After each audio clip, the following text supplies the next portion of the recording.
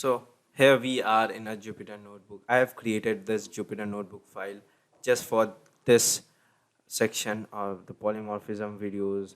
So polymorphism, we have already seen what exactly do we mean by polymorphism. It means many forms. We have a function, depending upon the data you feed in, it will be acting something else.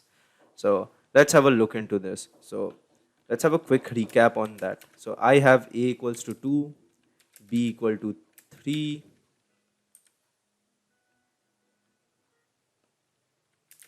In similar fashion, I have s1 is equal to, let's take hello.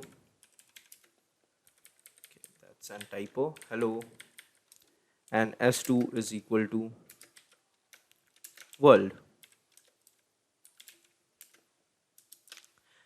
Successfully assigned using the assignment operator equal to. If I do a plus b, I will be getting 5. If I do s1 plus s2, I'm gonna get hello world. So what exactly is happening over here? So when the data that you are feeding in, the data type that you are changing in and adding out the plus operator, it is doing something else. When you are trying to add two integers, that is 2 plus operator 3, it will just do the arithmetic sum of it. But when you do s1 plus s2, where s1 s2 are string value, then it will concatenate. So the function is same, the operator is same, but it is doing something else.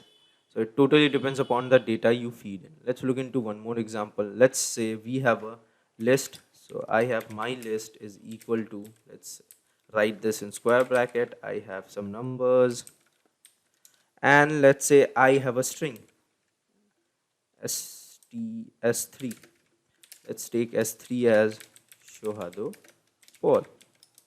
If I pass the len function and then my list into this, we will get the length, that is the number of items in a list. Same thing if I do for s3, len s3, typo, that gives me 14. That is exactly the number of amount of characters that are present in s3. So the function name is same len, but whenever you tuke in the data, so whenever you change the data, it gives me something else. When we are passing it to a list, it gives me the number of items. When we are passing it to a string, it gives me the number of characters inside of it. Let's have a look into function. So let's say def add. If I pass a comma b and let's say c is equal to 0, and let's return a plus b plus c, and then let's pass add 2 comma 3. So when we pass two integers, it gives me 5. When we pass three integers,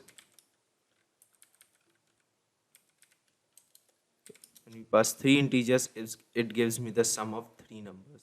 So the function is same, but it totally depends upon the parameter or the argument you are changing. So when you are passing two integers, it gives me the sum of two integers. When you are passing three integer, it gives me the sum of three integers. So the name of the function is quite same, but it is doing different thing. When you are passing 2, it gives me the sum of 2. When you are passing 3, it gives me the sum of 3. Let's look into a bigger example. So let's say class rectangle. So that's going to be a very big problem. So def init, let's pass self, let's pass L and B, and then let's do self dot L is equal to L and self dot B is equal to B. Let's give out some spaces and let's define parameter. So def perimeter,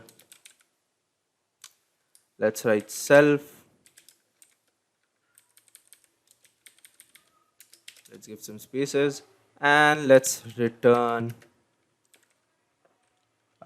can you tell me the perimeter of a rectangle? 2 into length plus breadth. So let's pass it out to self dot L plus self dot B. So that's exactly the perimeter that we need in 2 into length plus breadth. Let's multiply it with 2. Now that's done for now. So that's it. Let's create one more class, class circle. Class circle, let's define a def init block, def init, so it's self comma r. What is r? R is the radius of it. So let's do self dot r is equal to r. The reference is complete. Let's define def perimeter self. Now what is the perimeter of a circle? Any guesses? It's 2 pi r. So it's 2 into what is the value of pi? Let's write 3.14. 2 pi r. Let's multiply with self dot r. And there's a typo error, small c. Yeah. So I have successfully created two classes. That is, one class is rectangle, one more class is circle, and both of them are having the function parameter. So let's create the object for both the classes. So r is equal to rectangle. Let's pass L is equal to 4 and 5. Let's create an object for circle. Let's pass the radius as 4 again. That's it. Two objects has been created. Now if I do r dot perimeter, it will be giving me the perimeter of the rectangle. But if I do c dot perimeter, it will give me the perimeter of a circle. So both the function name is same, that is perimeter, but it totally gives me very different things. So the name is having many forms. So perimeter is having many forms. When you are passing the function perimeter in a rectangle, it will give me the perimeter of a rectangle. When you are passing the function perimeter or the method perimeter in circle, it will give me the perimeter of the circle. So that's it for polymorphism. That's all about polymorphism. We have some more interesting problem in this, which I will be adding out in this section, but it's quite the same thing. We can just go deeper and deeper as much as we want, but that's all about polymorphism. We'll connect again in our next section.